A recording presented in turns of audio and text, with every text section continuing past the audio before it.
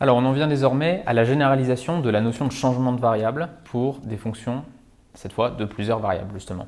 Donc ici, pour pouvoir faire des changements de variables, il va falloir que l'espace de départ et l'espace d'arrivée soient de même dimension. Donc on va ici supposer que D est égal à P. Donc on va regarder des fonctions qui vont de sous-espace, disons de oméga inclus dans RD, et qui sont à valeur dans RD. Ok. Et donc ici, il y a en tête le fait qu'on va vouloir se demander, on va vouloir regarder les situations où on peut inverser la fonction. Pensez dans le cas réel, vous avez par exemple défini la fonction exponentielle, la fonction qui va de R dans R et qui a x associé exponentielle x. Et vous démontrez que cette fonction-là, elle est bijective sur R plus étoile. Autrement dit, elle attrape n'importe quel réel strictement positif. Et par ailleurs, elle est injective, c'est-à-dire que si exponentielle x égale exponentielle y, nécessairement x est égal à y. Alors, une manière de le faire, c'est de regarder les limites en moins l'infini et plus l'infini et de dire que l'exponentielle est strictement croissante.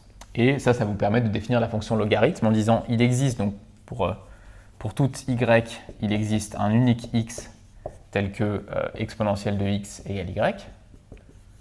Et cet unique x, vous l'appelez log de y. Vous l'appelez log de y. C'est important de voir que la fonction logarithme, elle est définie de manière aussi abstraite que ça. Vous avez défini une fonction, vous vous rendez compte qu'elle est bijective, et puis vous donnez un nom à son inverse. C'est la fonction logarithme, népérien. Ok, donc on va vouloir faire le même genre de choses. Alors quand est-ce qu'on se sert des changements de variables pour les fonctions d'une variable réelle? On s'en sert par exemple lorsque l'on veut calculer des intégrales. On fait des changements de variables pour se ramener à des intégrales plus simples à calculer. Ici, je ne vais pas parler d'intégrales multiples, mais la même chose se produit quand on a des intégrales où on calcule, ou imaginez qu'on calcule des aires, cette fois dans le plan. Donc c'est des doubles intégrales par exemple. On va parfois être intéressé par le fait de faire des changements de variables, de la même manière qu'on le fait en dimension 1. Et de manière encore plus générale, les changements de variables, c'est on a une équation, on a des expressions qui font intervenir x et y, mais de manière peut-être pas très agréable. Il y a un changement de variable, x et y, donc vivant dans R2, il y a un changement de variable qui rend les expressions plus agréables. Et on se ramène à cette situation-là. On va voir des exemples, c'est un peu abstrait à ce stade. Donc qu'est-ce que c'est que le changement de variable? Alors ce qui est important, c'est qu'on va vouloir non seulement regarder des fonctions qui sont bijectives, mais aussi on va leur demander qu'elles soient suffisamment régulières. Et la régularité qu'on va leur demander, c'est d'être de classe C1. Donc allons-y, définition. Donc c'est quoi être un C1 difféomorphisme? Donc c'est des applications qui sont bijectives. Donc, on se donne oméga prime 2 ouverts de RD. Et on se donne une application. On dit que f qui part de oméga et qui est à valeur de oméga prime est un C1 difféomorphisme. Alors on précise toujours de quoi dans quoi c'est un C1 difféomorphisme, donc de oméga dans oméga prime. Si, alors, les hypothèses sont faciles à retenir. D'abord, on veut faire du changement de variable, donc on veut que f soit bijective. F est bijective, donc injective et surjective, de oméga dans oméga prime. Ça, c'est la première chose qu'on demande. Et puis, comme je le disais, on demande un peu de régularité. On veut que f est de classe C1, on veut que f soit de classe C1 sur oméga. Et on demande la même chose, c'est pas automatique ça, on demande à son inverse, je peux parler de f-1 puisque f est bijective. f-1 est une fonction bien définie. f-1 est de classe C1 sur, cette fois, oméga prime, puisque l'application f-1 va de oméga prime dans oméga. F allant de oméga dans oméga prime, son inverse va de oméga prime dans oméga. Encore une fois, je rappelle que la définition de f-1, c'est exactement par ça. Si vous avez une application qui est bijective, je vais changer ici, vous avez f de oméga dans oméga prime qui est bijective. Par définition, si elle est bijective, pour tout y, il existe un unique x tel que f de x. Alors, je vais peut-être mettre des A ici parce qu'ensuite A ce sera un élément à plusieurs variables que je noterai typiquement x1, xd. Donc A elle donne f de A. Si pour tout B, il existe un unique A, tel que f de A égale B. Et on note, je vous rappelle, c'est vraiment comment on définit l'inverse d'une fonction bijective, c'est exactement, on note A égale f moins 1 de B. Ok. Donc si f est bijective, f moins 1 est une application bien définie par ce procédé, et c'est un difféomorphisme, on demande à f et à f moins 1 d'être de classe C1. Ok. Alors, l'objectif ici, c'est de donner plutôt la méthodologie pour déterminer qu'une application donnée est ainsi un difféomorphisme, et de donner 2 exemples. Mais avant ça, on va juste faire une remarque, enfin, on va faire une proposition qui est quand même importante. Hein, vous savez que, pareil, si vous avez une application de R dans R, qui est une application d'une variable réelle qui est bijective, vous avez une formule pour calculer son inverse. Hein, vous avez f-1, si vous voulez calculer, pardon, la dérivée de f-1 pour une application d'une variable réelle en un point, disons, f de a, ben ça c'est 1 sur f' de a. Alors, vous le voyez des fois écrit avec, si j'appelle ça b, vous voyez ça écrit souvent de la manière suivante, f-1' de b égale 1 sur f' de f-1 de b. Hein, si je note b égale f de a, ce qui équivaut à a égale f-1 de b, bah, ça s'écrit encore, ici je remplace f de a par b, et ici je remplace du coup a par f-1 de b. Donc il y a une manière de calculer la dérivée de f-1 à partir de la dérivée de f, et ça marche comme ça. Et on va voir qu'il y a une formule équivalente pour les fonctions de plusieurs variables, donc proposition. Donc je me donne f, un C1 difféomorphisme de oméga dans oméga prime. Alors, je vais pouvoir parler de la jacobienne de f, hein, puisque f est de classe C1, la jacobienne, hein, c'est l'endroit où on met toutes les dérivées partielles de f. Et je vais aussi pouvoir parler de la jacobienne de f-1. Alors, pour toute a appartenant à oméga, eh bien la jacobienne, alors je vais l'écrire comme ça, la jacobienne, si je veux calculer l'inverse de la jacobienne de f en a, peut-être écrit comme ça, si je veux calculer la jacobienne, je vais écrire là, si je veux calculer donc la jacobienne de f-1 en f de a, alors c'est donné par la jacobienne de f en a et en fait son inverse. Hein, donc je vous rappelle que JF de A c'est une matrice carrée et la jacobienne de f-1 en f de A c'est l'inverse de la jacobienne de f en A.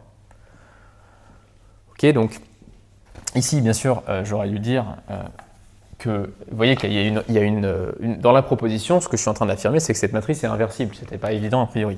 Hein, donc alors, JF pour tout A appartenant à oméga, JF de A est une matrice inversible, hein, c'est une matrice de GL, elle est de taille D, D de R, et on a cette formule. Voilà. Donc c'est vraiment l'équivalent de cette formule-là. Pour la dimension supérieure. Je vais faire la preuve de ce résultat qui est assez facile.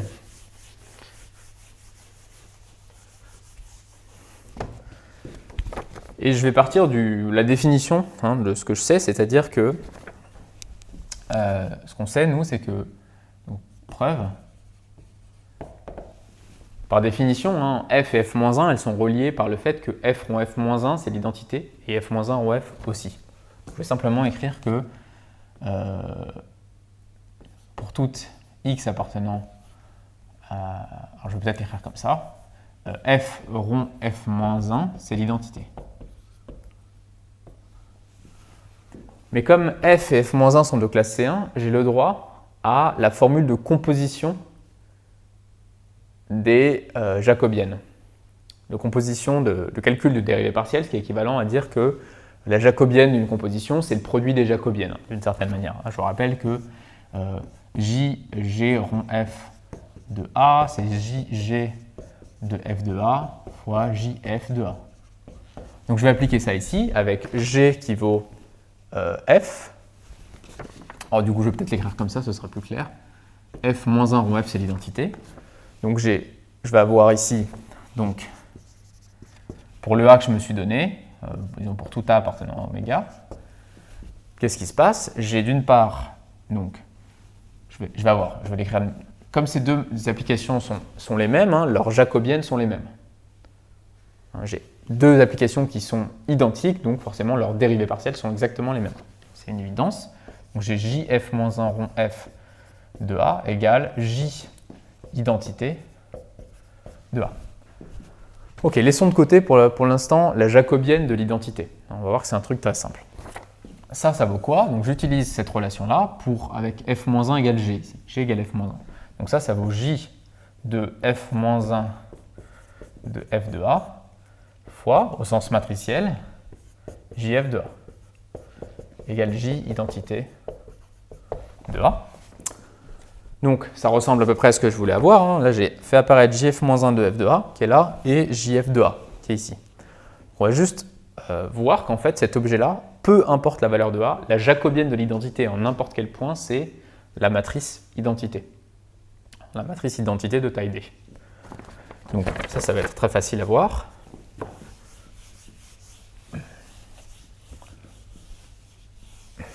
Donc, c'est quoi l'identité? L'identité, c'est l'application.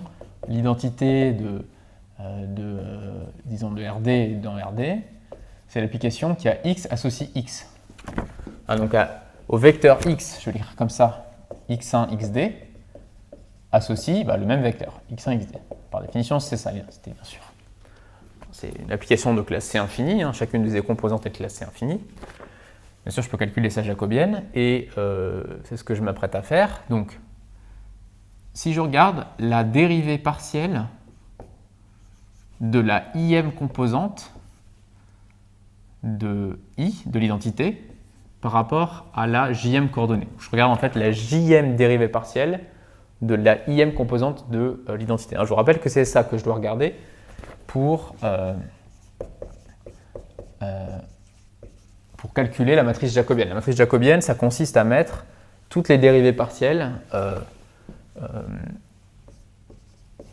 dans une matrice. Et donc ici, ça fait quoi? Donc, qu'est-ce que c'est l'identité I? L'application, la IM coordonnée de l'identité, c'est l'application qui a X1, XD associe XI.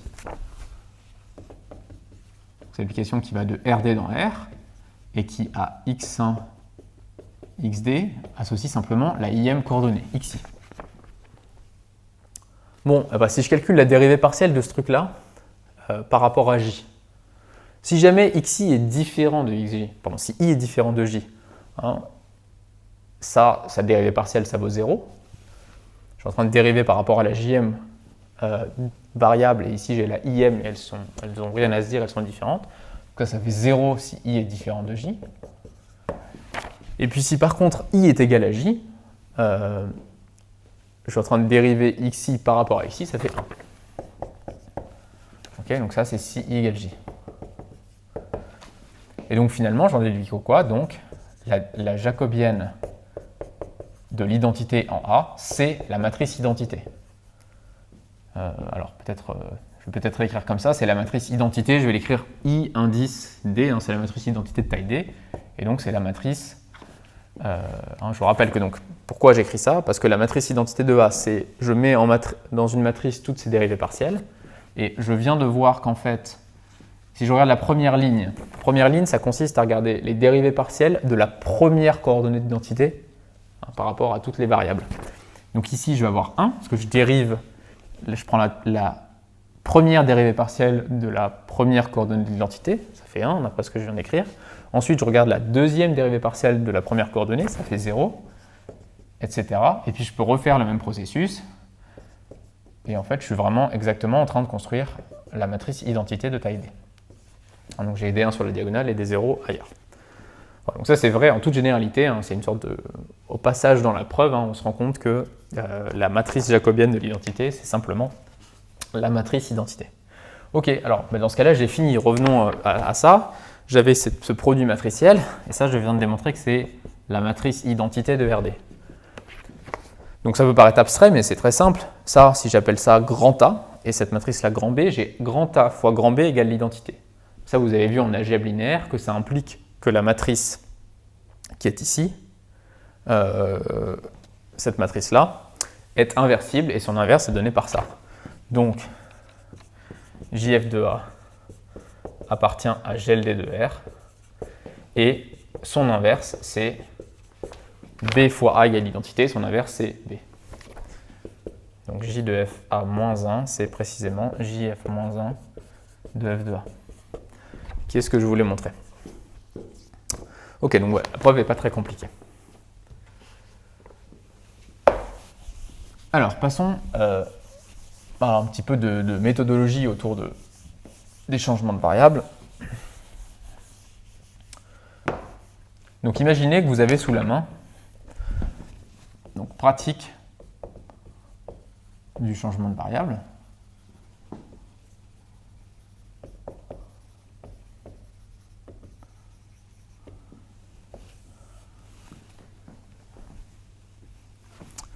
Pratique du changement de variable, donc imaginez que vous avez sous la main une application phi qui va de oméga dans RD. Pensez tout à l'heure à l'exponentielle, hein, qui allait de R dans R. D'abord, si on veut avoir une chance de regarder, de voir si cette application était un signe difféomorphisme, il va falloir regarder quelle est son image. Pour qu'elle soit surjective, il faut qu'ici, vous ayez l'image de phi. Enfin, il va falloir que vous... phi ne peut être surjective que sur son image. Elle atteint par définition que les éléments de son image. Hein, donc, comme pour l'exponentielle, si vous constatez que l'exponentielle de x est strictement positif pour tout x, vous savez que vous n'aurez jamais phi de x égale un nombre négatif. Et donc, ce n'est pas la peine d'essayer de montrer que c'est un C1 difféomorphisme sur R. Ça va être un C1 de R dans R. Ça va être un C1 difféomorphisme, peut-être, hein, de R dans R plus étoile. Encore faut-il le démontrer. Bref, donc, comment fait-on Alors, donc, qu'est-ce qu'on vérifie? On vérifie que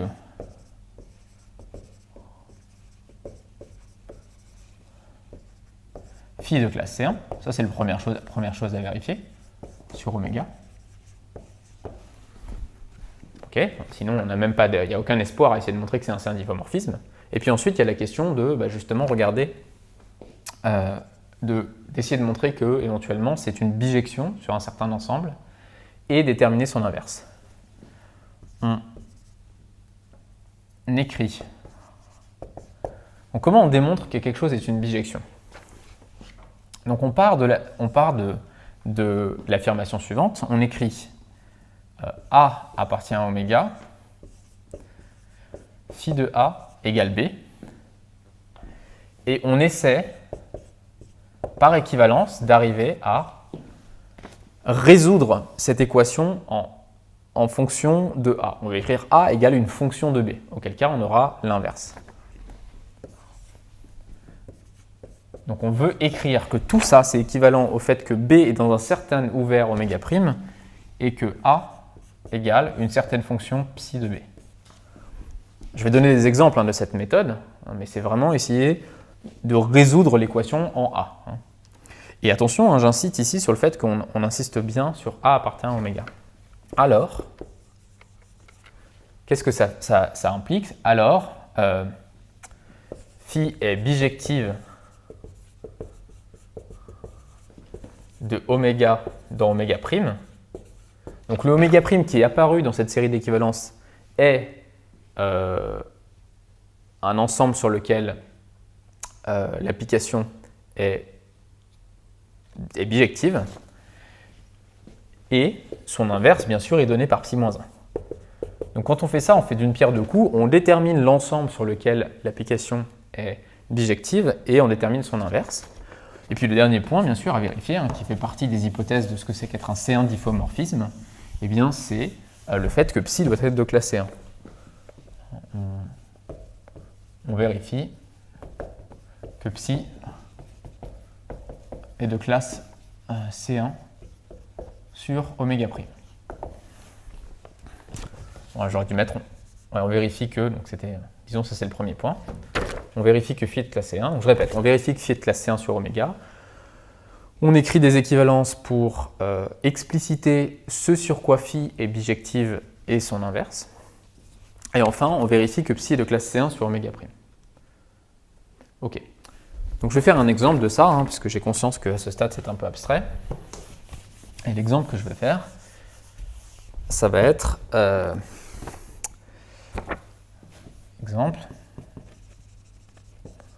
on prend l'application phi qui va de R plus étoile au carré dans R2 et qui axe Y associe x carré plus y carré, x carré moins y carré. Voilà l'application qu'on regarde. Alors ça c'est une application, hein, donc voilà oméga, hein, oméga c'est cet ensemble-là. Donc c'est l'ensemble des vecteurs dont les deux coordonnées sont strictement positives. Ok, donc première chose, bien évidemment, hein, phi c'est chacune de ses composantes au polynomial. Donc phi est de classe C infini sur oméga, en particulier C1. Phi est de classe C1 sur oméga, ça c'est une évidence. Elle est même de classe C1 sur R2 cette application. Je l'ai définie sur R plus étoile au carré. Mais... Ok, maintenant je me lance dans cette série d'équivalences. Donc je vais écrire quoi? Je vais écrire que xy appartient à oméga. Hein, ici, être un vecteur A dans oméga, c'est un vecteur à deux coordonnées xy. Et je vais l'écrire phi de xy égale, alors ici B c'est aussi un vecteur à deux composantes, donc je vais écrire ça sous la forme UV. Et mon but, ça va être écrire xy égale une fonction de UV, et UV appartient à quelque chose. Alors déjà, je vais peut-être juste dire que ça, par définition, c'est équivalent à quoi? Dire que xy appartient à oméga, c'est comme je l'ai dit que les deux composantes sont strictement positives, donc x est strictement positif, y est strictement positif, et ça, par définition, c'est dire que u, c'est x carré plus y carré, et v, c'est x carré moins y carré. Ok. Et je vais procéder par équivalence et essayer de résoudre cette équation. Attention, ici on procède par équivalence, hein, donc il faut absolument s'assurer que quand on fait une opération, la réciproque de l'opération est vraie. On n'a rien perdu. Je vais essayer d'illustrer ce résultat-là. Donc moi je veux avoir maintenant x en fonction de u et v, y en fonction de u et v. Donc j'ai x strictement positif, y strictement positif. Et vous voyez que si je somme ces deux égalités, j'obtiens u plus v égale 2x carré.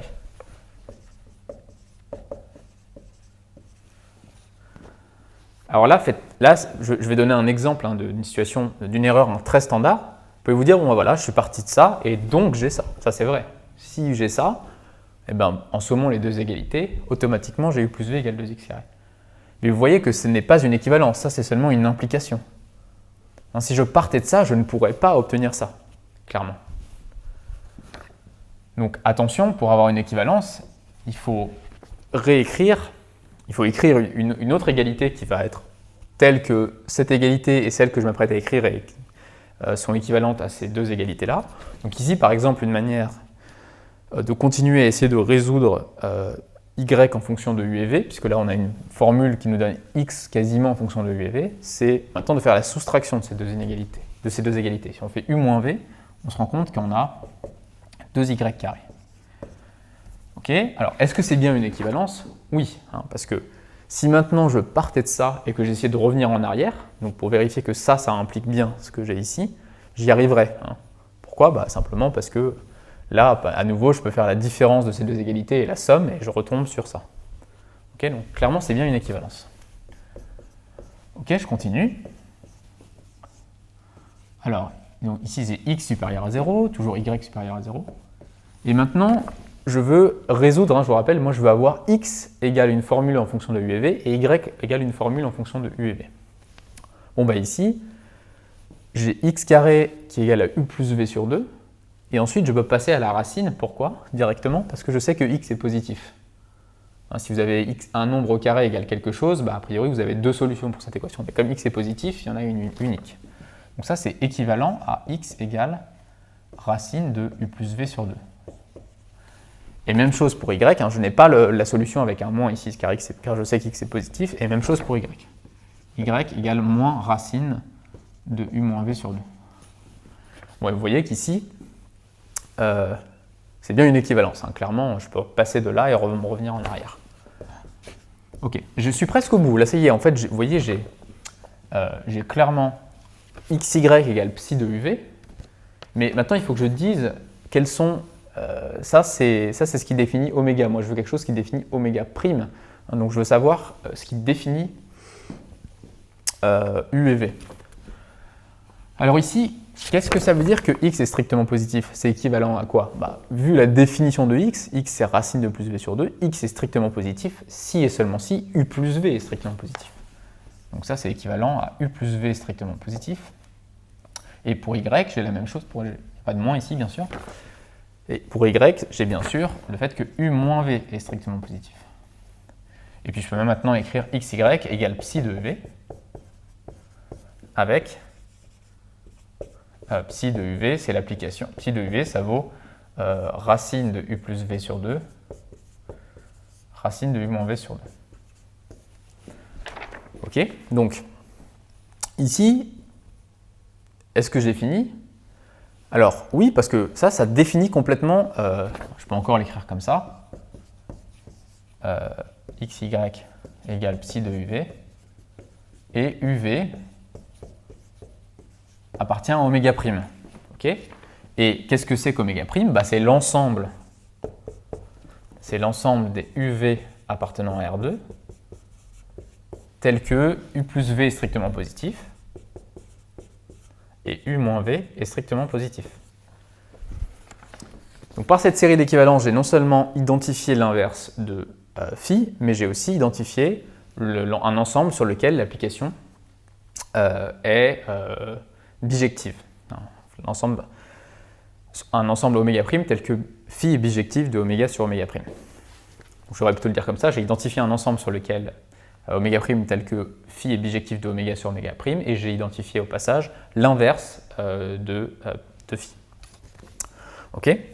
Alors, juste une petite remarque hein, graphiquement, qu'est-ce que ça veut dire? Alors, et je vous fais la remarque que, bien sûr, hein, il reste le dernier point, bien entendu, psi est de classe C1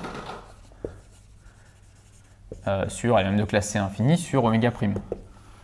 Pourquoi? Parce que c'est la composition de la fonction racine à des fonctions qui sont régulières, hein, c'est des fonctions affines, à des fonctions linéaires, pardon. Et ce qui est important aussi à voir, c'est que, bien sûr, le fait que u plus v et u moins v soit strictement positif, ça fait que cette fonction-là est de classe C1. Si j'autorisais à aller, ici, si j'avais supérieur ou égal à 0 et supérieur ou égal à 0 ici, la fonction racine, elle est continue en 0, mais elle n'est pas de classe C1 en 0. Hein. Donc c'est important, ça, pour affirmer que psi est de classe C1 sur oméga prime. On peut l'écrire ici, car l'application qui a, disons, z associe racine de z est C1 sur R plus étoile. C'est par composition qu'elle est de classe C1. Et ici, il s'agit de mettre en exergue le fait qu'on voit que la fonction, on utilise le caractère C1 de la fonction racine sur R plus étoile. Ok, donc vous voyez que, très rapidement, ce que ça veut dire, hein, c'est que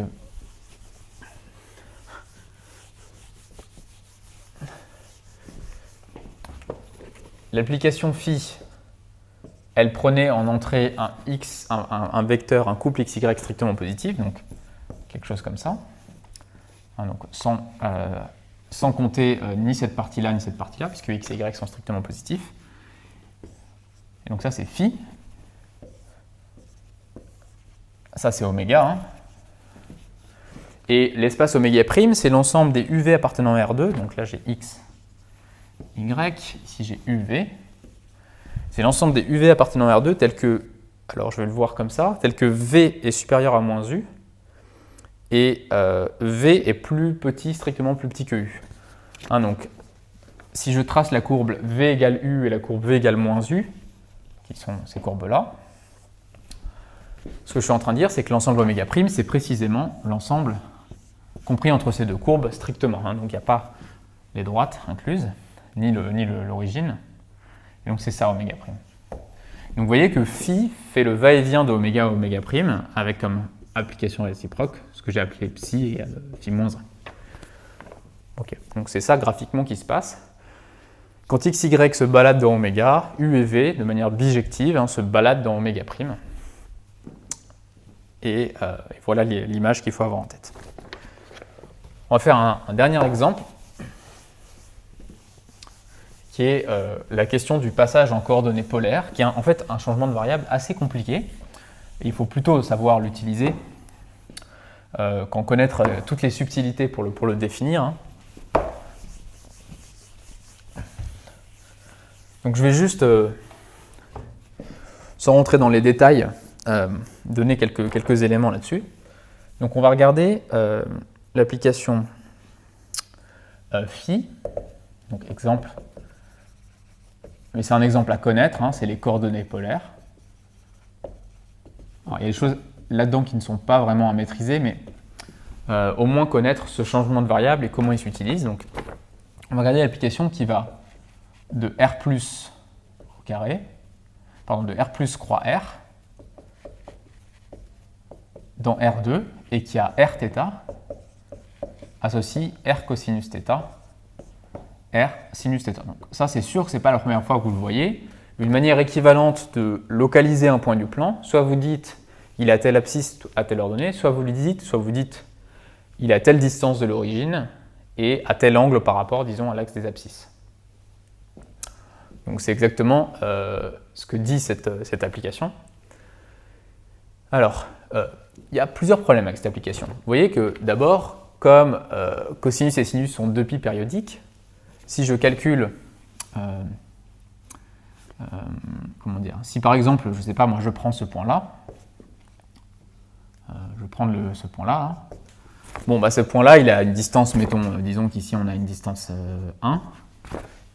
Je peux le décrire en disant il a une distance 1 et il a un angle pi sur 4, mais je peux aussi dire qu'il a un angle 9 pi sur 4. Okay, donc vous voyez, il n'y a pas unicité de la manière de décrire un point xy par un couple Rθ à cause de la 2pi périodicité. Donc on voit bien que pour l'application soit injective, hein, ce que je suis en train de dire, c'est que je peux trouver deux couples Rθ tels que si j'applique phi à ces couples, je tombe sur ce point. Donc cette application-là n'est clairement pas injective. Hein. De manière plus pédante, c'est phi de Rθ égale phi de Rθ plus 2pi pour tout Rθ. Donc phi n'est clairement pas injective. Il y a plein de manières de choisir Rθ pour, en fait, plein de manières de choisir θ pour obtenir le même point. Il y a aussi une subtilité ici, c'est que vous voyez que R, ça me donne aussi, vous voyez, si je fais phi de 0 θ, donc si je prends R égale 0, peu importe le θ que je prends, hein, j'obtiens ici 0, 0. Donc j'ai plein de manières, tous les angles, hein, d'obtenir l'origine pour tout θ. Donc ça, c'est un peu embêtant. Ça c'est aussi un défaut d'injectivité. Donc phi, elle est doublement pas injective à cause de ça. Alors ce qu'on peut dire, c'est dire, bon, bah c'est pas grave. Alors, je vous fais remarquer qu'elle est de classe C infinie, hein, cette application-là, telle que je l'ai écrite. Elle est de classe C infinie.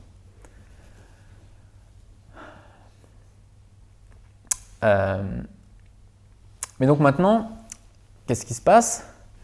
Eh bien, si maintenant je veux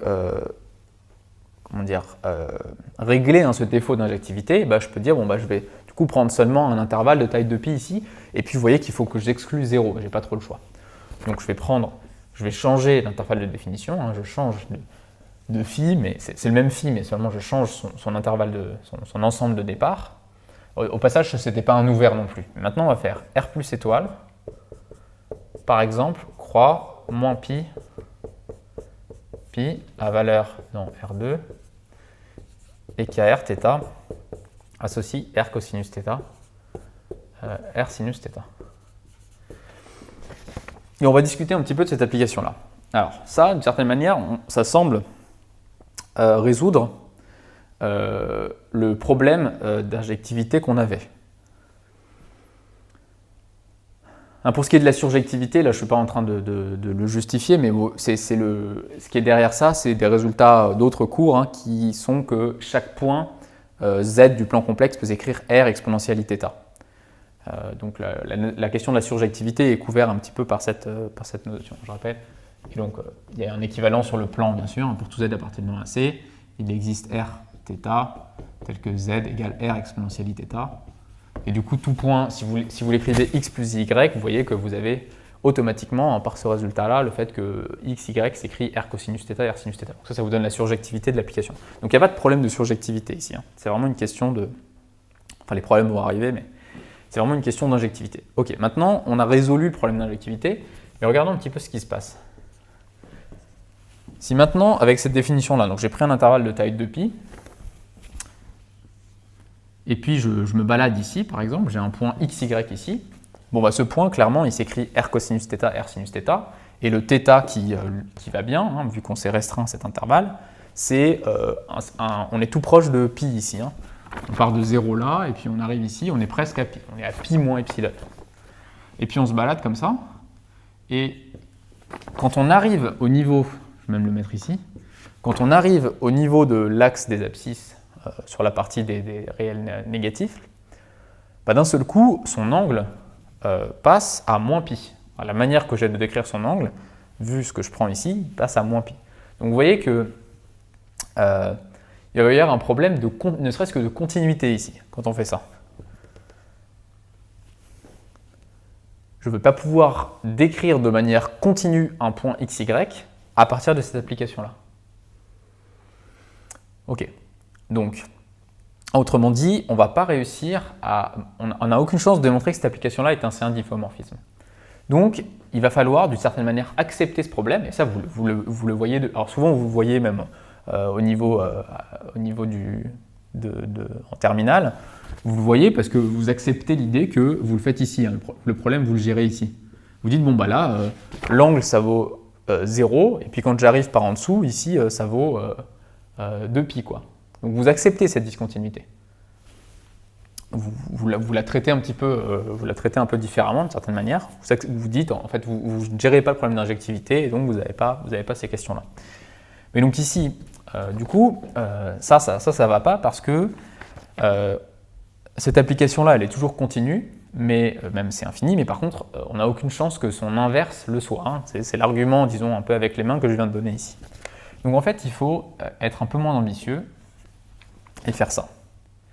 Il faut accepter qu'on enlève cet ensemble-là, et faire ça, ça implique qu'il va y avoir un ensemble, alors ici en l'occurrence ça va être cette demi-droite-là, donc ça c'est l'ensemble des x0 tel que x est négatif. Il va falloir accepter qu'on ne puisse pas atteindre ces points quand on fait le changement de variable. Donc en fait ici on va faire, je vais l'appeler peut-être D, cet ensemble-là. Donc il faut accepter qu'on enlève le moins pi ici et accepter que du coup on perd une droite qu'on ne pourra pas atteindre à cause de ça. Okay. Alors, donc ça c'est pas très grave parce que vous voyez que c'est un ensemble tout petit par rapport au plan. Même quand avec un peu de théorie de la mesure en L3, vous direz c'est un ensemble de mesures nulles. Donc ça n'a pas grande importance de perdre ça. Mais ça peut paraître un peu perturbant la première fois qu'on le voit. Mais le résultat, c'est que si vous faites ça, alors je vais remettre R2 ici, mais phi est 1. Donc ce phi-là, j'insiste, avec cet ensemble de départ-là, donc je vais le remettre ici, est un C1 difféomorphisme